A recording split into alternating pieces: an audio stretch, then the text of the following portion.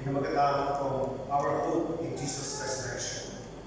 So makikita po natin siya sa 1 Peter chapter 1, verse 3 to 5 na siya. Then siya po natin pag-bulay-bulay sa gabi ito. Tandaan natin na kung wala tayong pag-asa, wala tayong system sa mundo.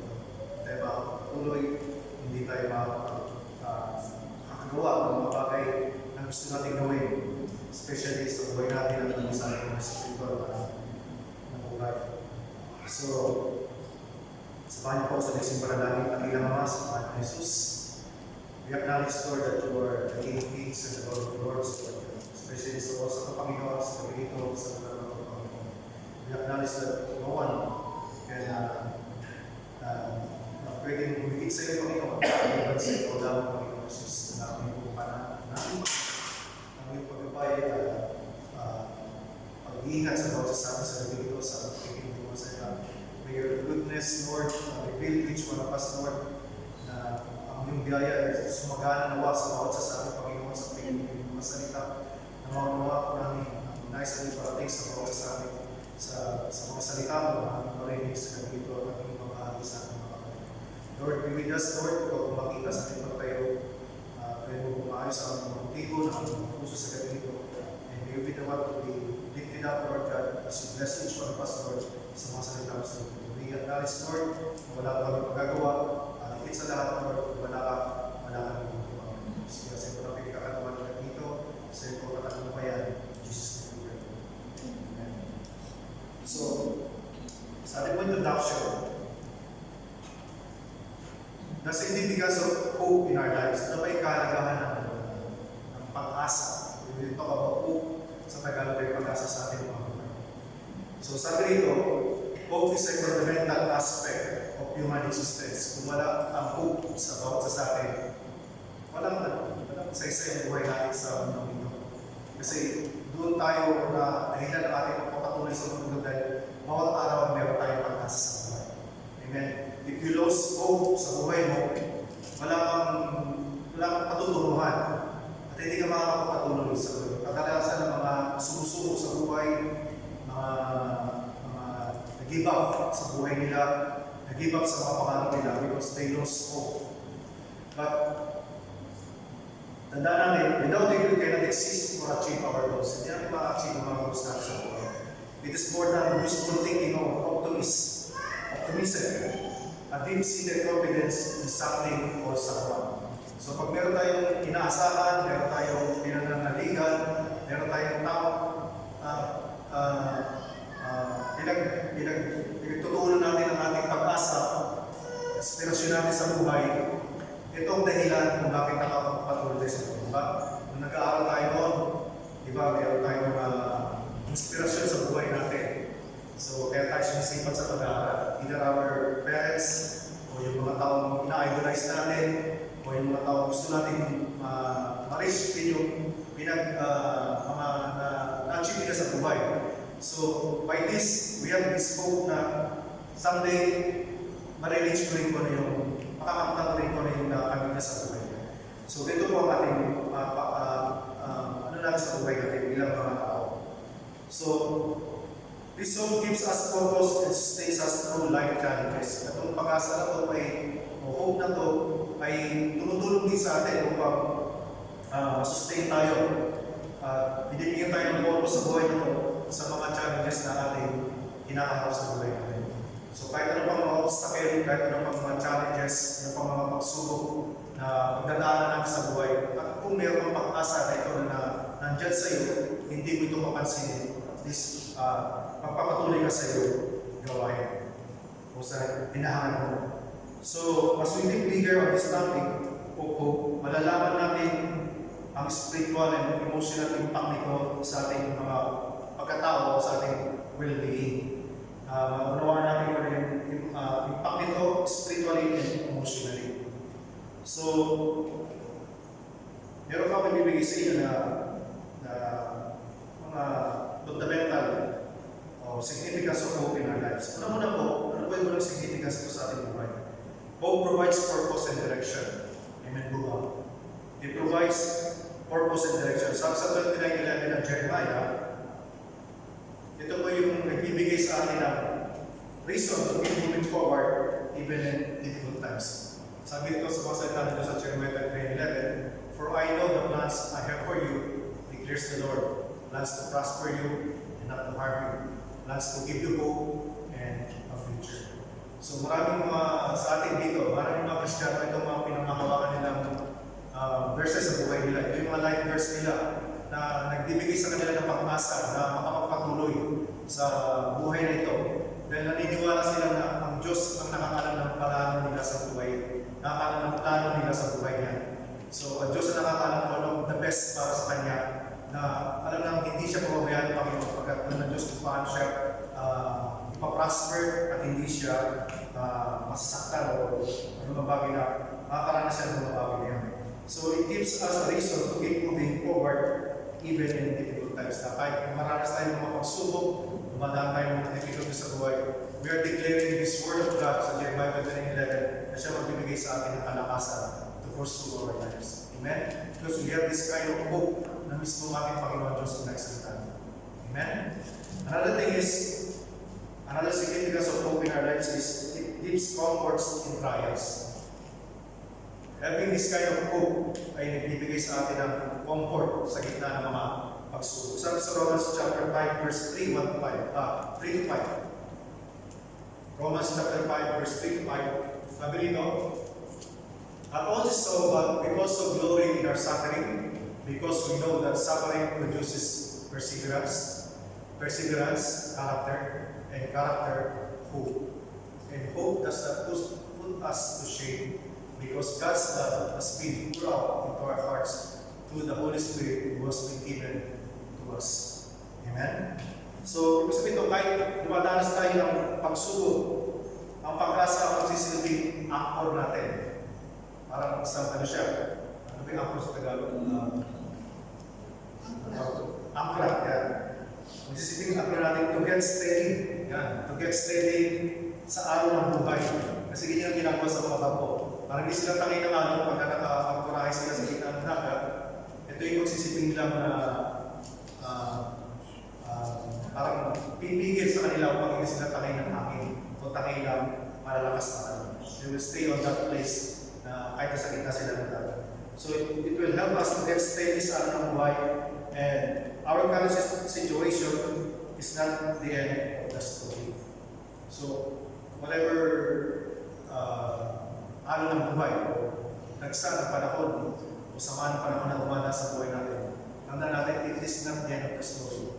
Because alam natin na ang pagkakaroon ng perseverance, it will develop a character, and this character will develop hope sa buhay natin, na siya ang magbibigay sa atin ng lakas, magsisilbi natin ang anchor upang makapagpatuloy sa buhay nito sa sanlibutan.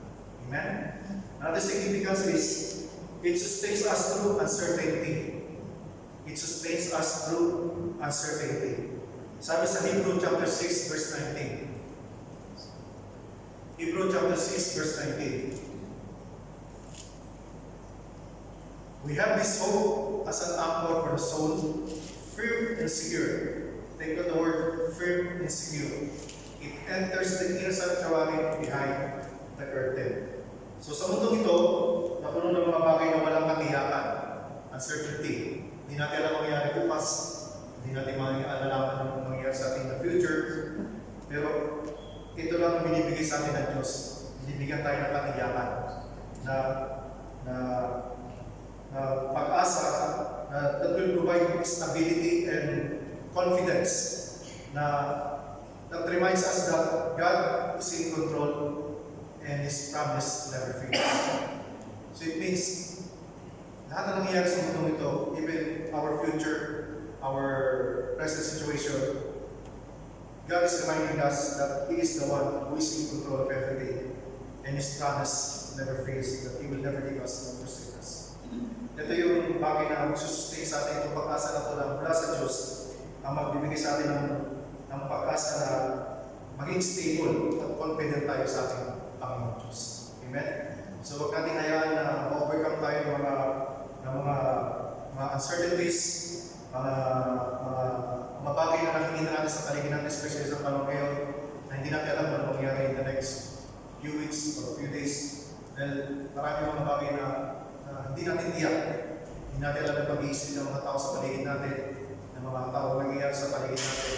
But one thing for sure ang pwede natin panghawakan, magkaroon tayo ng confidence, ay ito ang Diyos na sasabi na everything is under His control. Amen? God is able. Walang bagay na hindi niya kaya gawin sa buhay natin.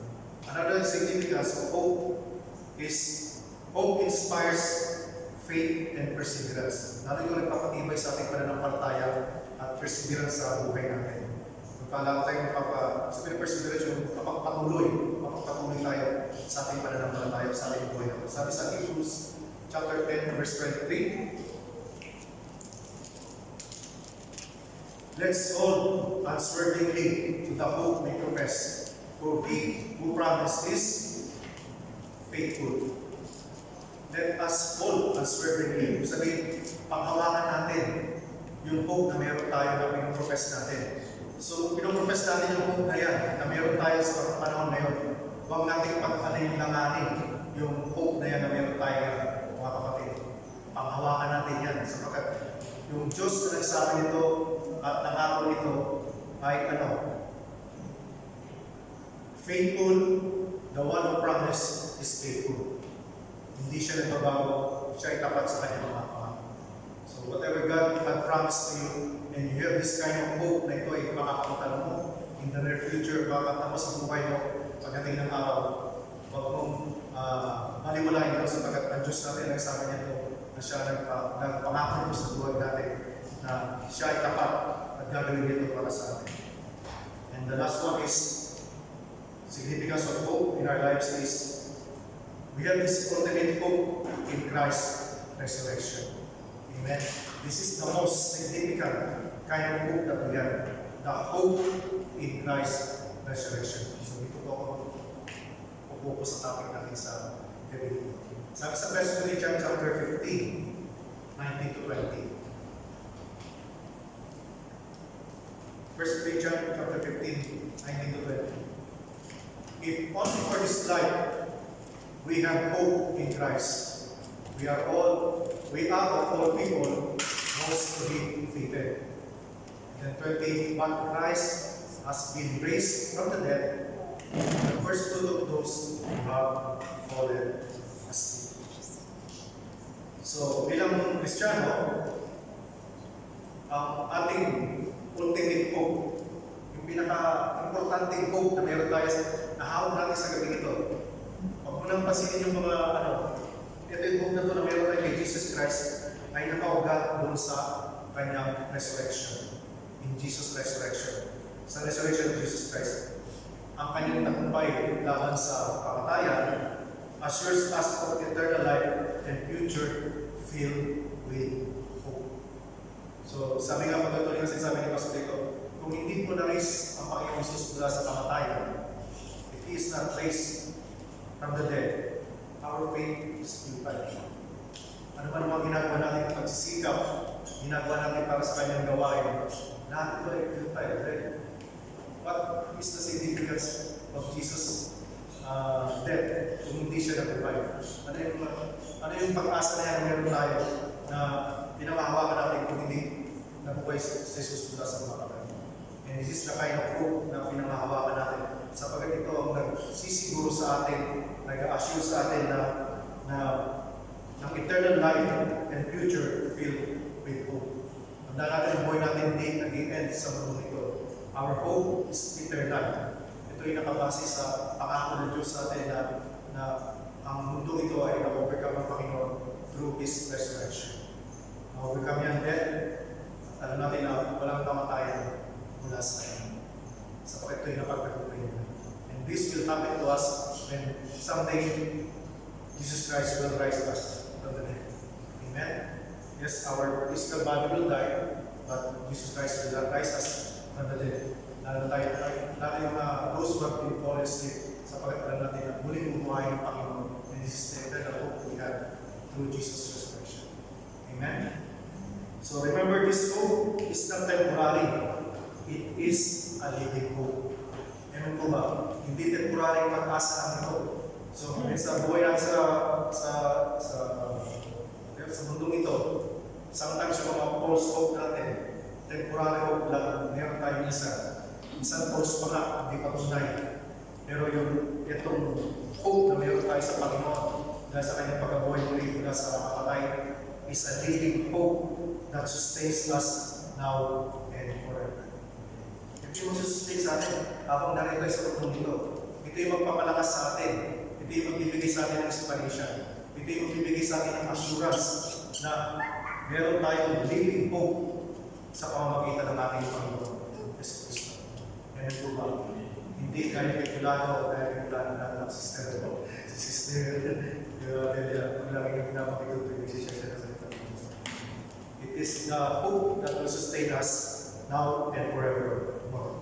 So dito po sa ating pakinggan na yung masalita or sa ating discuss sa gabi ito, this hope through Jesus' resurrection that is brought to all who believe is all being brought to all who believe. So napaka-importante na meron tayong tunay na relasyon sa Panginoon. Sabi, without having a relationship to God, you cannot have this kind of hope. Amen po ba? And this kind of hope is only revealed to those who believe, to those who receive Jesus Christ as their Lord and Savior.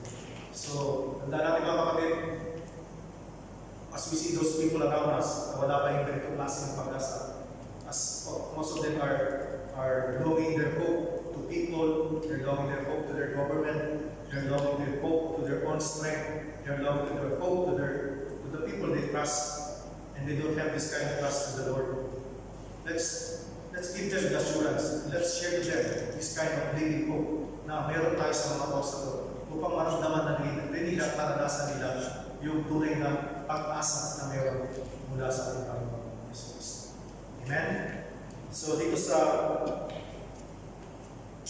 scripture reading natin sa 1 Peter chapter 3, chapter 1 verse 3 to 5, we will discover the depth of our living hope in Jesus Christ. At tutuklasan natin at madidiscover natin yung pag-asa nito na meron tayo kay Jesus Christ. Meron mga 3 points na i-discuss nyo rito, na i-discuss nyo sa mga verses na to sa 1 Peter chapter 1 verse 3 to 5. Unang-una pong points is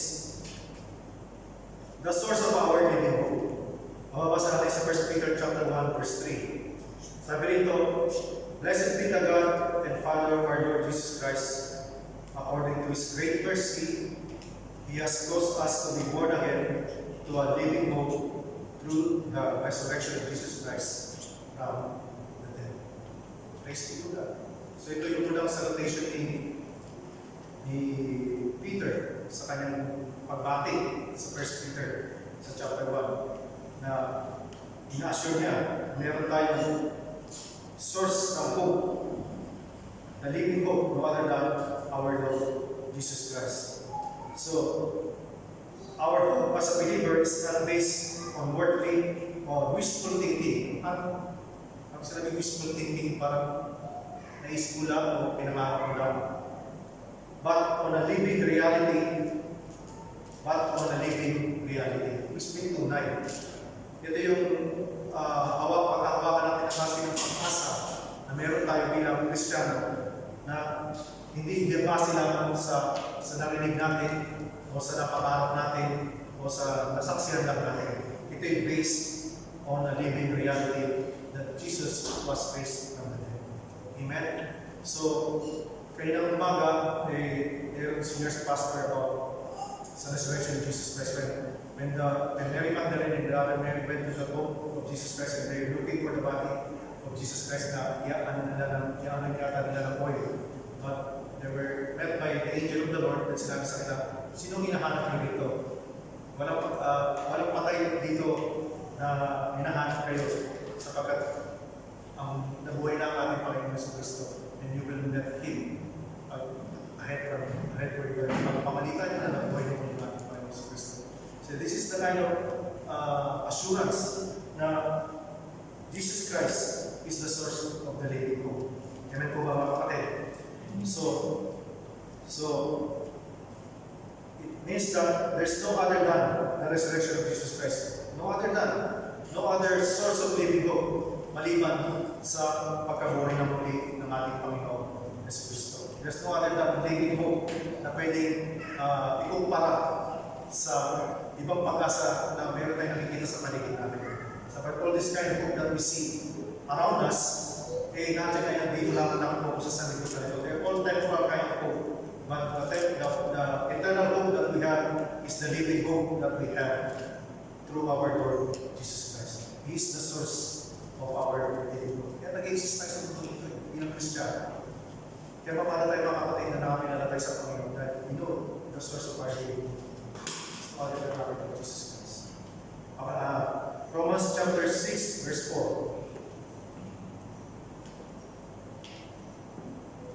Sabi na sa kanyang pagkabuhay ng muli, tayo pinanganak muli to a new life, filled with hope. Before, we are not yet Christians, we are not yet born again,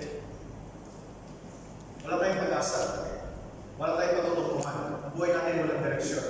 Pero nung tayo tumagal sa Panginoon at nakakilala sa Kanya, tayo ay pinanganak muli to a new life. Not only because pinanganak tayo with a new life, meron din tayo punong-puno tayo ng pag-asa simula na makilala natin ang Panginoon sa Kristo. Sabi sa Romans chapter 6, verse 4, we were therefore buried with Him through baptism into death, in order that, just as Christ was raised from dead through the glory of the Father, we too may live a new life. This is not open.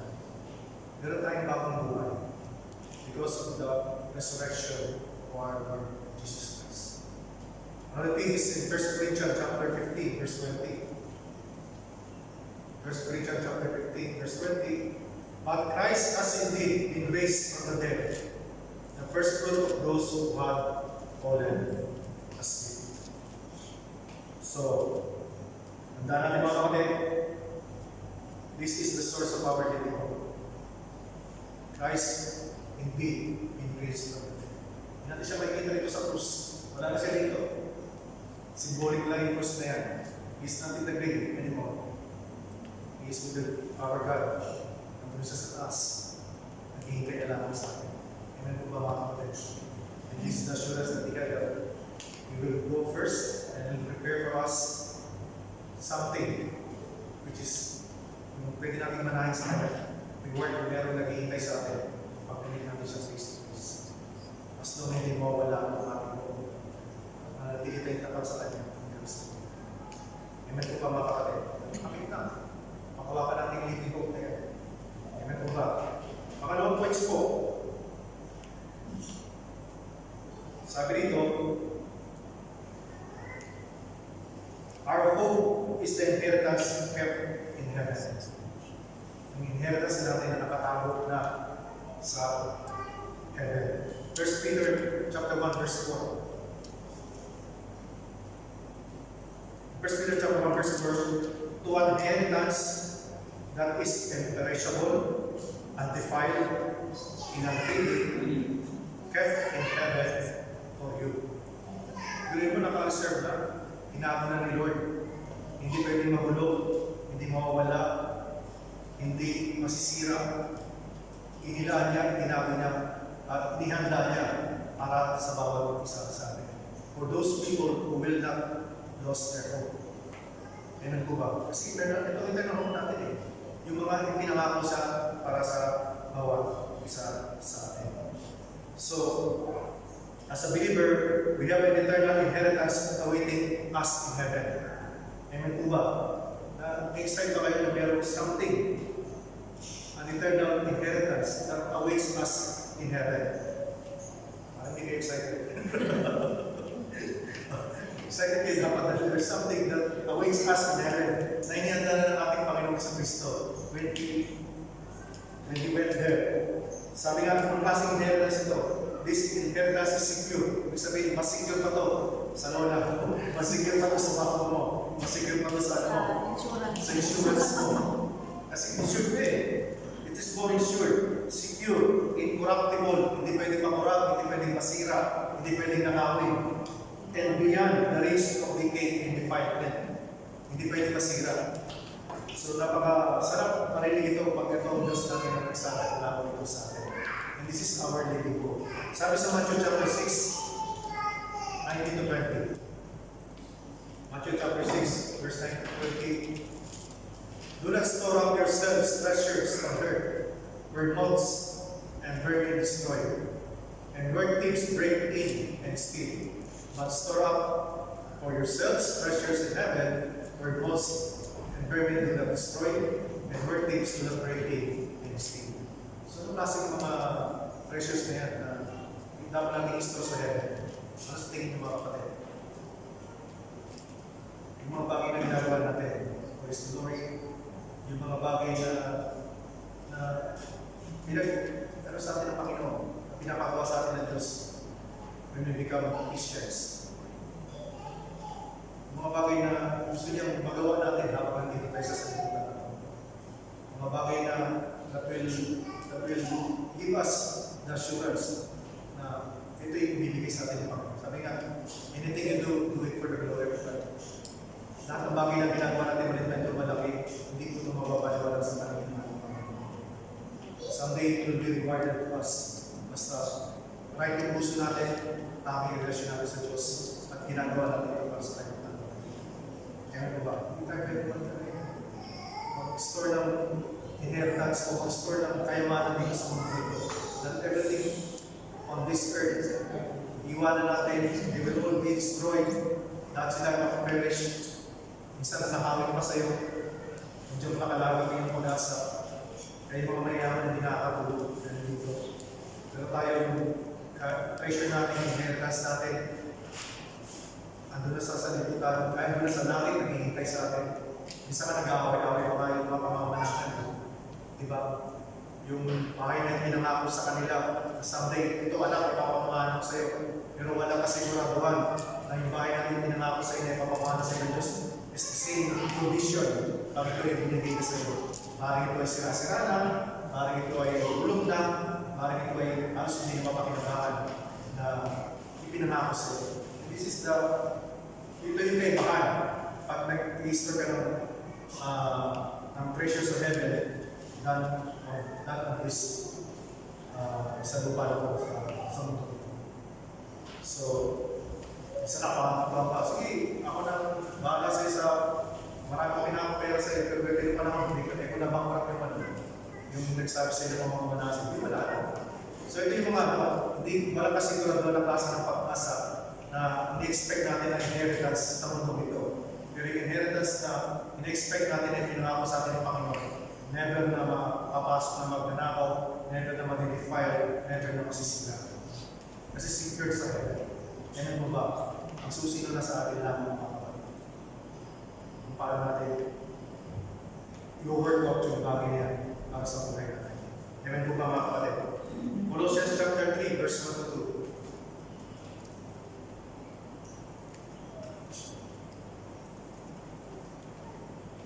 2. Since then, you have been raised with Christ. Tayo po ba yun? We have been raised with Christ. Naniniwala po ba kayo?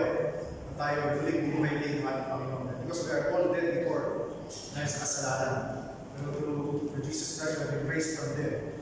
Set your thoughts on things above. Sa kung dapat nakapokus ang ating isipan, ang ating paningin, sa mga bagay na makalaki. Set your things above. Where Christ is. Doon tayo tumingin sa Diyos, kay Kristo, na muna sa langit. Amen po ba? Doon siya tingnan natin. Seated on the right hand of God. Set your minds on things above, not on earthly things. Kaya maraming bagay na attraction sa mundo ito. Maraming bagay na makapag-divert ang attention natin sa mga nakikita natin sa paligid natin that will give us pleasure. But all this kind of pleasure is all temporary lamang.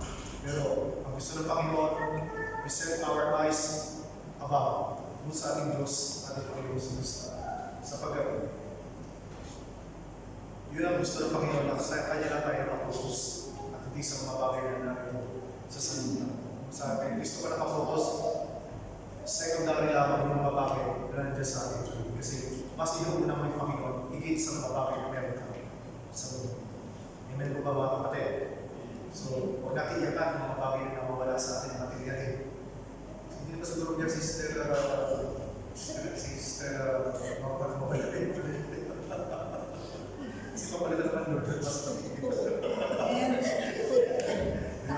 So, ano natin? Wala ka man naman sa bagay na very precious sa iyo. na material things, rest assured na papalitan ni Lord na masigit pa yan. 10 folds na. 10 months pa. Oh, 10 days.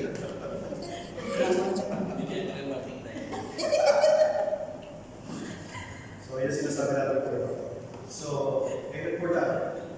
So, pangatlo po, last point na po ito, that we have about this living hope. This hope is the assurance of God's protection. Dahil ano, being Jesus our source of living hope, and this hope assures us of inheritance kept in heaven. At pangatlo, it is the assurance of God's protection. So having this kind of hope assures us of God's protection. Ito sabi sa verse 5.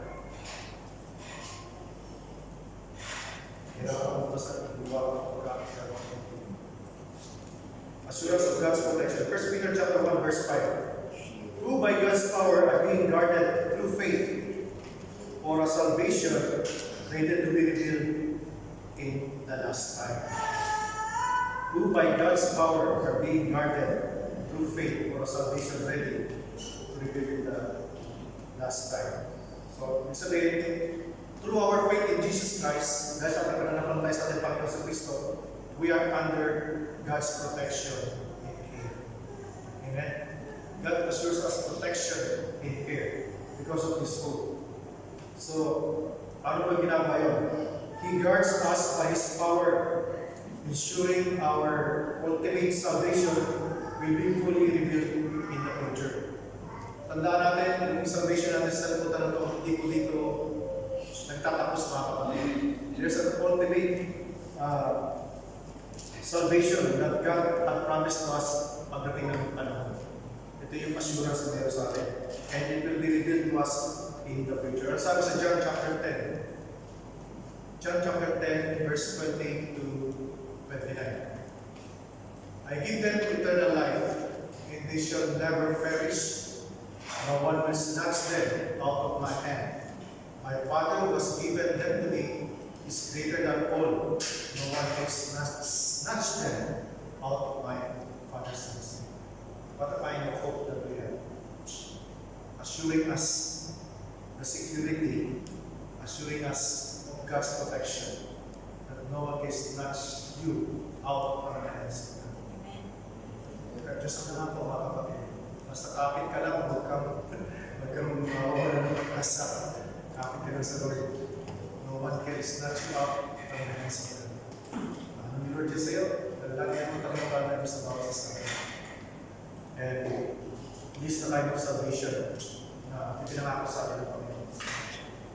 Shall never perish and give them eternal life. This kind of eternal life we have, hindi pwede nakawag sa atin. Yan po mga kapatid. Philippians chapter 1 verse 6.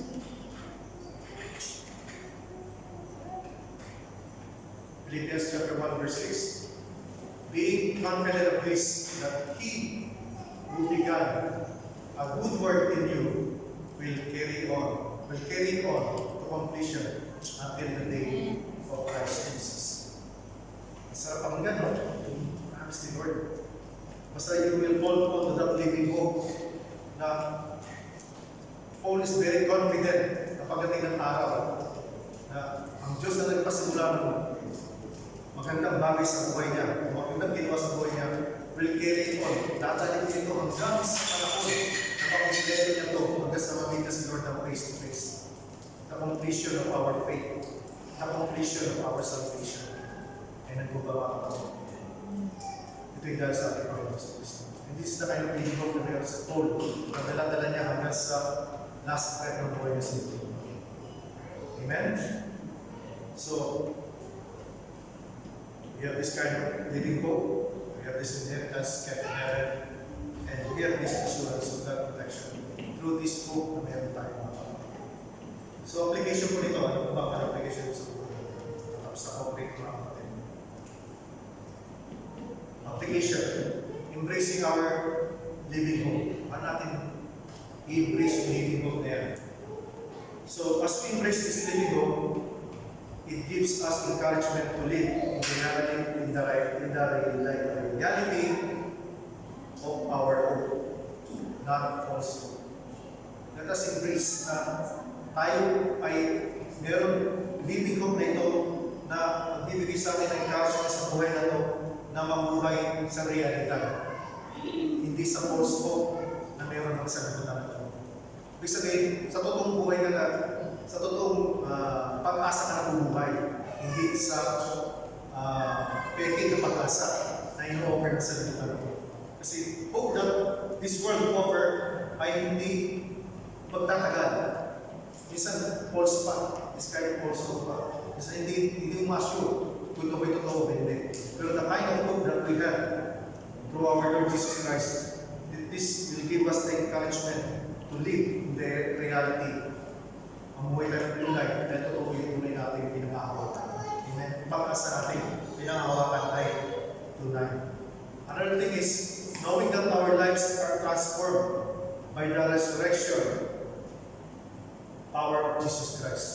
Without the power of the resurrection of our Lord Jesus Christ, hindi po tayo makatransform dito, mga kapatid. Knowing that our lives are transformed because of the resurrection power of our Lord Jesus Christ.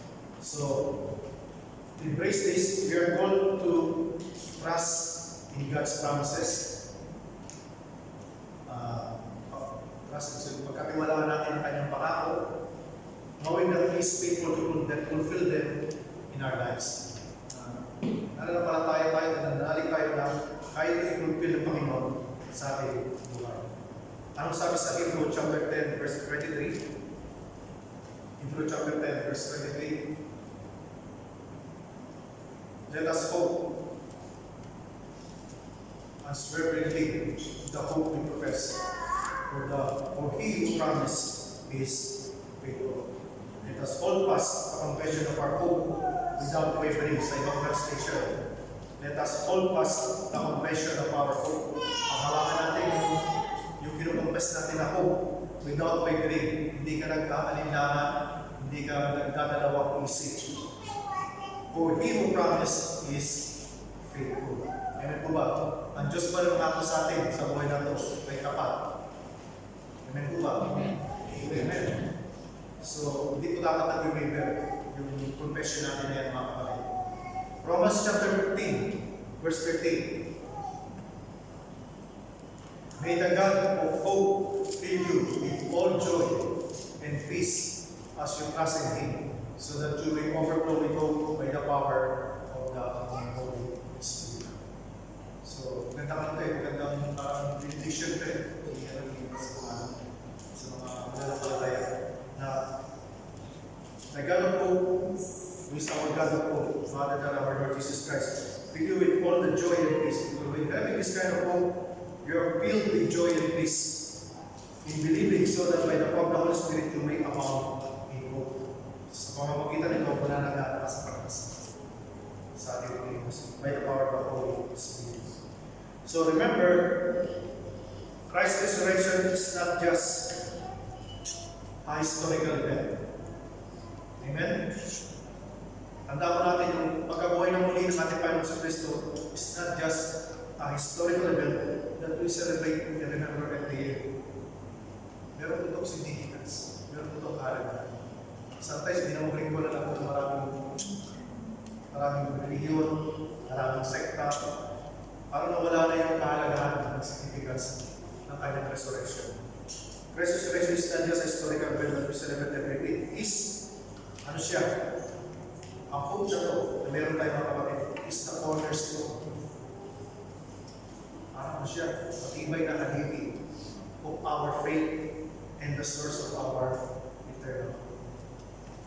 The resurrection of our Lord Jesus Christ. Ito po yung hope natin, isang matibay na hope, isang matibay na pundasyon ng ating pananampalataya at source ng ating eternal hope. Amen. So who is our eternal hope? Who is our living hope? Who is our cornerstone? Sino yung patong matibay na ating sandigan? The rock, foundation of our faith, of our hope, no other than our Lord Jesus Christ, because of His resurrection. Amen po ba?